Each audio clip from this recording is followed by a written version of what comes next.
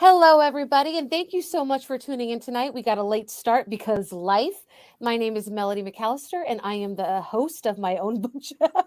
And and I try to go live every Wednesday, and we stream through all of my different socials. And I want to give an extra shout out to any of the communities that we're streaming in tonight. And tonight, I have one of my dear friends coming back on my show. She was actually one of my first guests, Dr. Joy, when she wrote Back to Zero a couple of Yeah. years ago, and she was on my book chat like the first few episodes that I Mhm. had. And so it's really cool that she's coming back tonight to share Joy Works 8 Lessons for Educators. And I also got to contribute just a tiny little part of in this book. So I'm so A big part. excited. Dr. Joy, it is so great to have you back. I love you so much as a dear friend and as Yes. a colleague. How are you doing tonight? And can you tell us a little bit about your background? Good. I'm doing great. It's so good to be here. And I want to tell you first how proud I am of you just for doing this work that you love and how you just do it all the time and you do it with joy. And even today I know it was a rough day and you had a lot going on, but we still made it. So just proud of you for that. Thank Um, you. yeah, I'm glad that we get to work together and met through the publisher and the Twitter community. And I'm an educator, author. I own Joywork EDU, which is my own consulting company, and I've been an educator for well over 20 years, and just doing the work of joy because I believe it is what we all need right now. We need it ourselves as educators. We're always talking about filling classrooms with joy and filling schools with joy, but how do we as educators just sustain our joy during these challenging times? And so that's why I wrote this book. When people talk about joy, they think like I'm talking about, oh, let's go sprinkle some joy. I miss joy. This is just so fun, happy, happy, joy, joy. No, it's because I've been in the depths of sadness, anxiety, hard times, challenges, and I want to fight for my joy. I don't want to stay in those places. And so a lot of times when we see people talking about positivity and we kind of think that they're sweeping their problems under the rug, they're not. It's just the way that they choose to focus for their lives. Because for me, that's what I choose. And I always say I choose it and go at it with tenacity each and every single day. I choose to look at my life through the lens of joy, even through the challenges. Mm. I love that. And something that really struck me when I was reading this, number one, it's a really quick read. So if you are looking for some inspiration and you're like, well, I don't have any time to read a book, you have time to read this. Hmm. It's wonderful. Because I know you so well, it really did feel like my friend was just talking to me. And I love how your real voice was in there. And there was a couple of times that I cracked up because I was like, okay, that is so you. Thank you. But you talk about like how joy is brave. At the very end, you're like choosing joy, working for your joy, sustaining your joy is a brave thing. Hmm. And this is a lot of reflection. And I can't help but think so much about how our messages, your and my messages, are so close. It's about forgiveness and reflection. Hmm. And it's just a great story. And I know you talked a little bit about what inspired you, but do you mind telling the story about like your dad and how you're like looking back and how joy has really always been a part of your life? Sure. When I was young, my dad nicknamed me Joy. And I always say I didn't like it when I was growing up because I was like even teased by my sisters and brothers because they didn't have nicknames. And it was just like, I wanted to be called my name. And it wasn't until I was really, man, like turning 40 or in my early 40s that I was like, this is the one thing that has sustained me during my entire life. It is the one thing that I can look to, I can depend on, I can have hope for. And it is the one thing I truly needed at that point in my life as an educator because I couldn't sustain joy in any of the roles that I served. It was just like I would get to the point and everything that was going on around me would make me feel like I don't want to be here. Mm, And it is a sucky feeling to yeah, not to spend 10 hours in a place that you don't want to be, right. and that's no way to live your life. And I didn't want to continue just losing the joy for the work that I was doing. So it was like I had to come to the realization that I had to put that work in. I had to do the heavy lifting. I couldn't depend on everything Mm, else around me to make it happen, regardless of what role that I was in. And you get to these points as I did as an educator, when I was always looking for the next big thing. Okay, I was doing this role. Now I got my doctorate. I'm going to do this and I'm going to do this, and everything is going to be a better dose of joy for me. But if you carry the same attitude or the same feelings from work to work, like you say, what is it? What is that saying? Wherever you go, there you are. yes. It's like the same. Yes. You go through the same issue. So that's when I realized I had to really do some serious work, and it was Yeah. intentional and it's ongoing and it never ends. It's so true. And I love that first chapter about heavy lifting. Like you Mm-hmm. can't avoid it. And I don't Yeah. think it's ironic at all that, like, your other siblings, they didn't get the nickname and you have fought so hard. It's not like, and it's not toxic at all. The joy that when we Mm-hmm. think about the happy, happy, oh, the sprinkle, like you were saying, that can be a little bit of the toxic thing, but what you get is way deeper than that. And I love it. And you also wrote about the things that were really bringing you down. This book wasn't about those issues, but you were Mm-hmm. very honest in what you struggled with as an educator, as an Yeah. administrator, as a mother. You got really deep in this. And Mm-hmm. I'm just curious, like before it was, out to the world, were you a little frightened about that?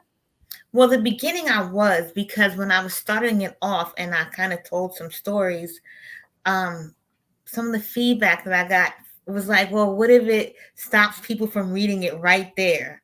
Hmm. But it was just like, it was my story, it was in my heart, and I had to say it. Like it Yeah. was my inspiration. I felt like that's how it had to unfold. I didn't want to like say all the good stuff up front, and I wanted to just, that's how it came out. Hmm. And that's just how it I had to say it.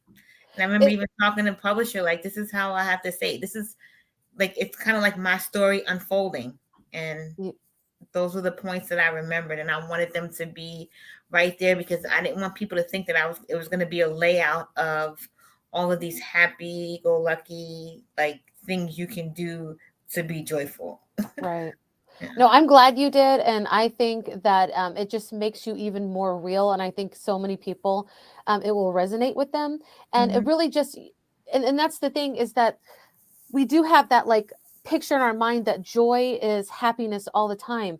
But you and I in education, we know, and anybody that's been in education for longer than a month, Yeah. we know that you really have to work for that. So I appreciate your honesty so much. And I really hope that other people will dig in. I want to say Rochelle is watching. So hello, Hey, Rochelle. Michelle. And she is actually contributing to this book as well. Hmm. I was so pleasantly surprised when I saw our picture in here. Rochelle, did you see your picture? And she also contributed a vignette, so that was really cool. I wanted to And find our Michelle's picture. part was so important for me because I felt like I could do things on my own. Like, Hmm. this joy work it is about you, but having like a family and loving relationships and intimate connections with people and a network just helps make this journey so much more easier in some ways. And just having people to talk to, just like you and I cry, laugh together.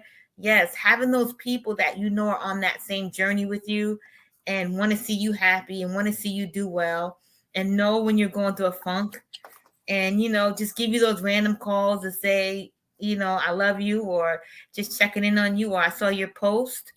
It's just Hmm. I'm so grateful to have you and Rochelle to be Oh those my people. gosh, I'm so grateful to have you and Rochelle as well. And I love this because it's funny because this is when we met for the first time. This picture that you Yes. see, and it was literally right before, like we all got home a week before everything shut down for in Hmm. 2020, That was and that was crazy. Yes. Yes. so crazy. And so yeah, it's such an honor to be a part of this book. And yes, we do need to have the trip. It was Yes. full of joy, but it was also kind of scary. But we won't get Yeah. That was it was full of adventure. it was an adventure. But I look Um, back at those times and I even see like us, and I'm like, what? How much we've grown just yes. as people emotionally and just everything, just to be able to see that progress from that picture. It was such a good time, but like you can see just the progress of our work, some of the things we talked about and that we're actually doing.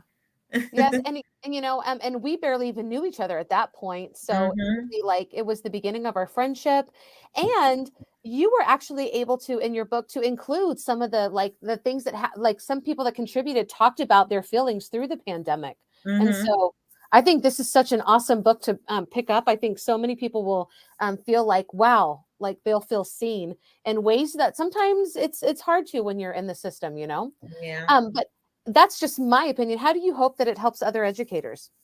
Well, I just hope that it helps them to just have some grace, first of all, with themselves and some feelings that they have, and not be afraid to like name their feelings and just do reflection. And I hope that it helps people to recognize the importance of self awareness.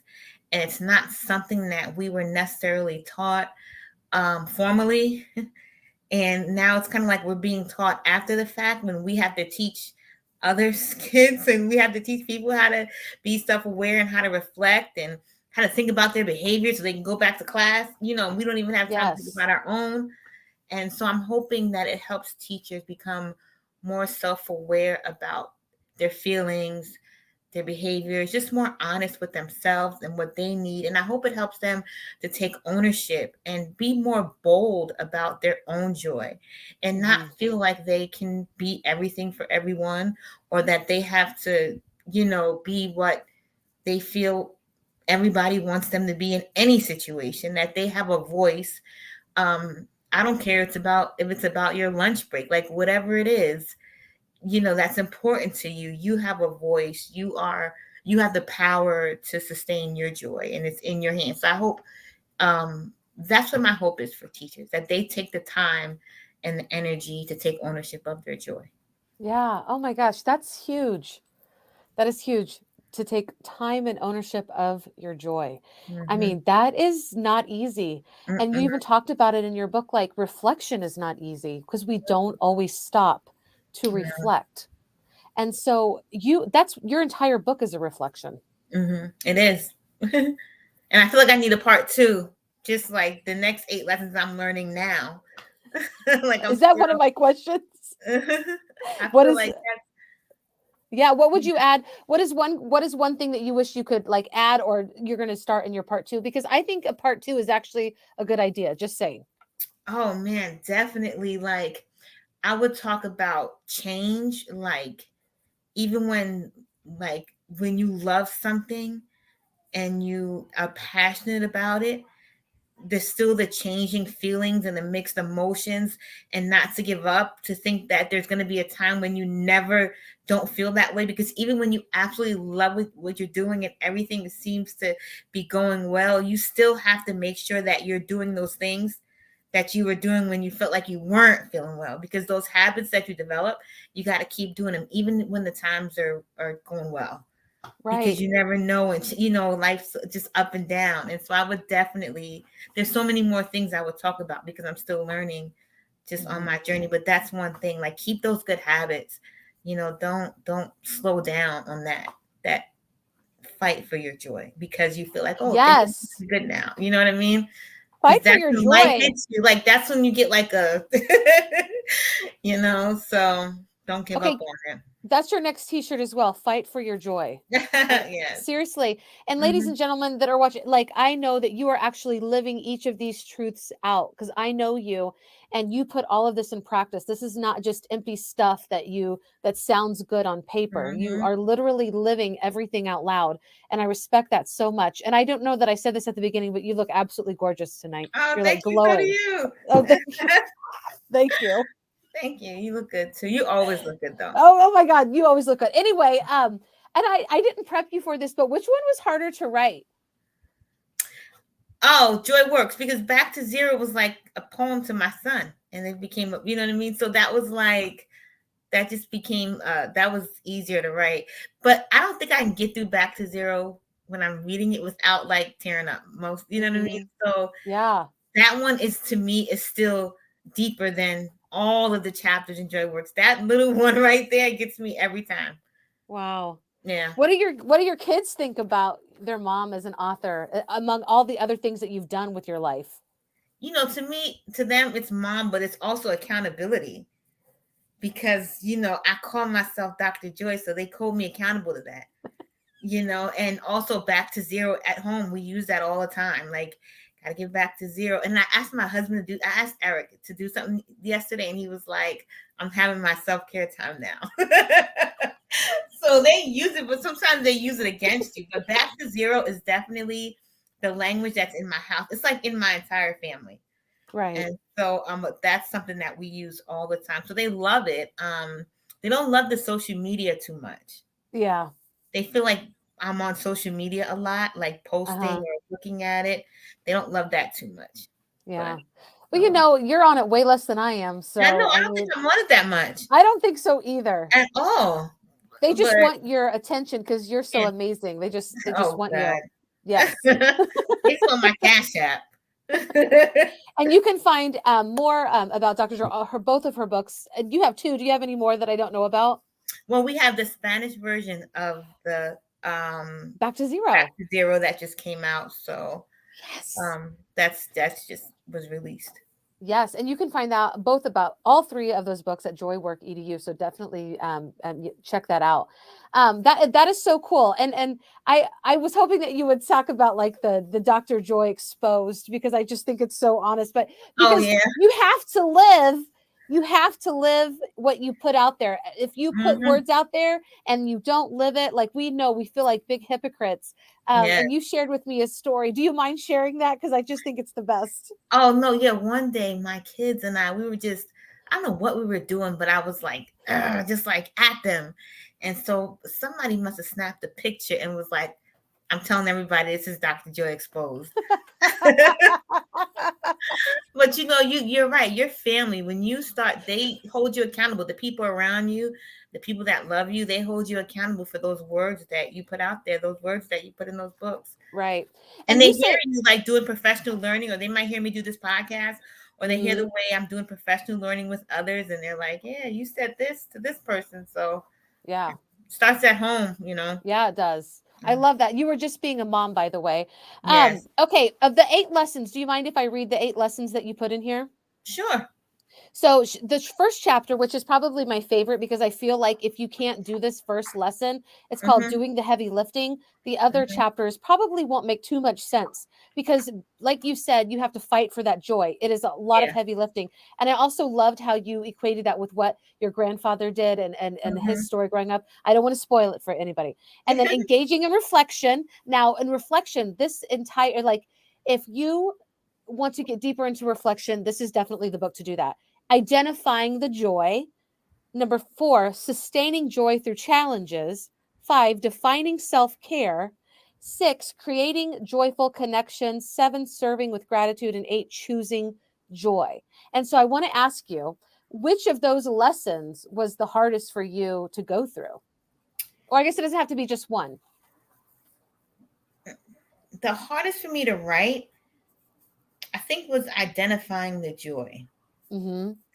I think that was the hardest for me to write because I was still trying to process how to identify joy each day, and how do I explain that, like, everything you see there's joy in it, because that sounds like, nah, everything doesn't have. So I wanted to really think about how that is in reality. Like, how do people identify the joy? And that's how I kind of talked to some other educators and got their perception just from like different settings and how they identified it. Then I was able to process it a little bit more when I started thinking about how I identify joy every day. So I wanted it to make sense and not sound like I was like trying to force myself to find joy each day. So I think that was the hardest chapter to write. Right, right. And sometimes it's really hard if you're in the middle of it and you are, like you said, fighting for that joy. Identifying that would be hard when you're in the midst of a challenge. So I can Mhm. definitely, empathize with that for sure. And I don't know that we do that. Like most of us, like if we have a bad day, I don't know that we definitely like say, well, this was joy. Um, so I think that it would be challenging. Yeah. But like you say in the book, even through the midst of a lot of the challenges that we go through, there's just those little kernels of joy that keeps us going. And we So can see the thread, like we can see like all the pieces connecting yes. often. Yes. Yes. All right. I hope you're if you're listening, I loved especially all the vignettes as well. And I know that the authors that contributed are probably like super proud to be a part of this. I'm so proud to be a part of this that so Dr. Joy is going to read her favorite chapter and it's about reflection. Yes. And I was like, oh my God, because that's where I contributed was part of reflection. So please read as much as you want. It doesn't have to be like these are really great words. So Okay. if you want to read, quite a few pages, don't limit yourself. And then I'm going to actually share what I wrote as well. So Okay. this is my favorite part of every book chat. What page are you on? So I'm on page 13. Okay, awesome. Okay.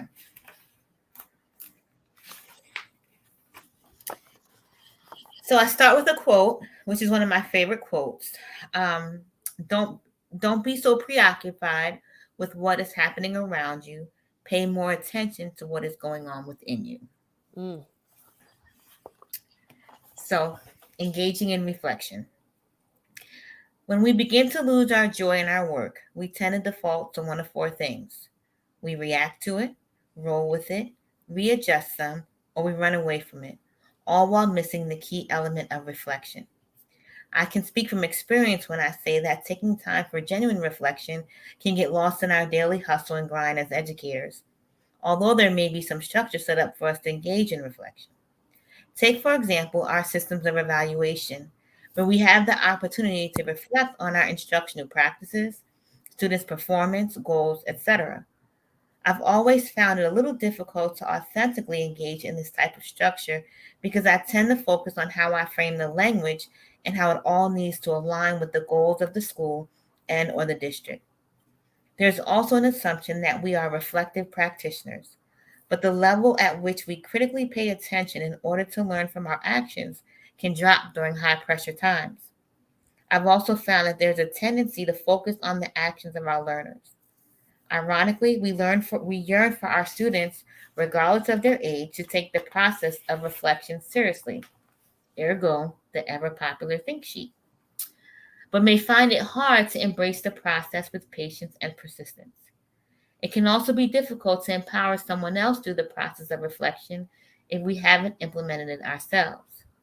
Intentionally carving out time, space, and energy to reflect is integral to joy work and is a process that involves gaining awareness of ourselves, taking intentional actions, assessing the impact of our actions, and making the necessary adjustments. And repeat. Do you want me to keep going? If you want to, I'm enjoying it. Okay, I'll read one more paragraph. Although time is certainly one major factor in avoiding reflection, another key reason is that we are not always ready to face this level of personal accountability and responsibility. Through the process of reflection, we can gain insight into some of our most personal challenges and weaknesses, and that is not always comfortable. And then I kind of give some illustrations from my personal life after Mm-hmm. that, and then give others a time to think about their personal experiences and just some ways that they can implement reflection into their life and just a way to jumpstart a process. Then I get a reflection from a wonderful author and friend, and you can read your part. Yeah, and I want you to know that this really spoke to me, and especially the way that you illustrated it.